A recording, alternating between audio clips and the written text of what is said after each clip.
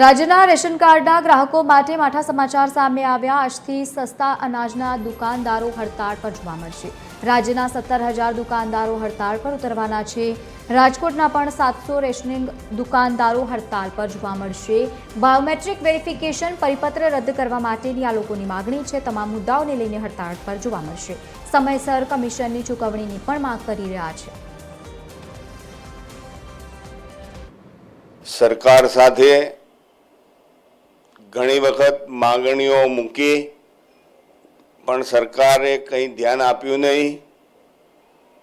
એમાં અમારી મુખ્ય માંગણી છે કે 4 વર્ષથી કમિશનમાં વધારો થયો નથી। જો મોંઘવારી વધતી હોય તો અમારા કમિશનમાં વધારો કેમ નહીં? એટલે કમિશન વધારો છે એમાં અમારી સીધી માંગણી છે કે અમે કમિશનની માંગણી 3 રૂપિયાની કરી છે। 1 કિલોએ 3 રૂપિયા કમિશન મળવું જોઈએ છે કે હડતાલ જે છે હડતાલ તાત્કાલિક અમે ઊભી નથી કરી રહી।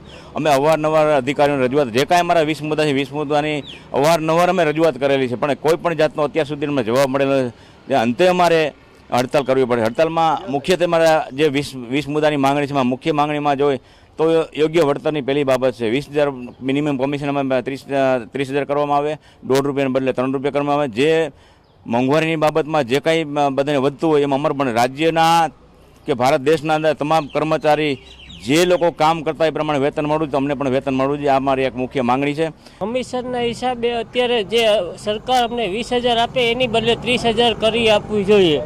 એનું કારણ છે અમારે ઘર ગુજરાન ચલાવવું મુશ્કેલ પડે છે। 2 માણસોના પગાર કરો, દુકાન ભાડું ગણો, લાઇટ બિલ ગણો, એમાંથી અમારું પૂરું થતું નથી। એટલે સરકારશ્રીને આવેદન છે કે અમારો પગાર 30,000 કરી દેવો જોઈએ કમિશન બાબતે। રાજ્ય સરકાર દ્વારા જે રાશન દુકાનધારકો છે તેને પૂરતું કમિશન અને ન આપવામાં હોવાની ફરિયાદ ઉઠી રહી છે। જેની 20 માંગણીઓ છે જે પૂરતી ન થતી હોવાથી છેલ્લા કેટલાક સમયથી રાશનના વેપારીઓ દ્વારા રજૂઆત કરવામાં આવી છે પરંતુ સરકાર દ્વારા કોઈ પણ નક્કર નિર્ણય ન લેવામાં આવતા આજથી સમગ્ર રાજ્યના જે 17,000 જે વેપારીઓ છે તે હડતાલ ઉપર ઉતરે છે। જેમાં રાજકોટના 700 વેપારીઓ પણ અમારી જે માંગણીઓ છે છેલ્લા કેટલાક સમયથી સંતોષાતી ન હોવાથી તમારે ના છૂટકે હડતાલ ઉપર ઉતરવું જોઈ શકો છો। આપ રાશનની દુકાન છે તેના દ્રશ્યો બતાવી રહી છું। તાળા લાગી ગયા છે। હવે અહીંથી રાશનનું વિતરણ આજથી બંધ કરવામાં આવ્યું છે। આજે તાળા લગાવવામાં આવ્યા છે કે આજથી રાશનની દુકાનોમાં તાળા લાગી ગયા છે। રાજકોટની વાત કરીએ તો રાજકોટ જિલ્લામાં અંદાજે 700 જેટલા રાશન ધારકો છે વેપારીઓ છે તેણે આજે દુકાનો બંધ કરી દીધી છે અને અનાજનું વિતરણ બંધ કર્યું છે। પોતાની 20 પડતર માંગણીઓ લઈ તેમણે ઉગ્ર રજૂઆત કરી છે। કેમેરામેન રવિ ચાવડા સાથે રવિ મોટવાણી, TV 13 રાજકોટ।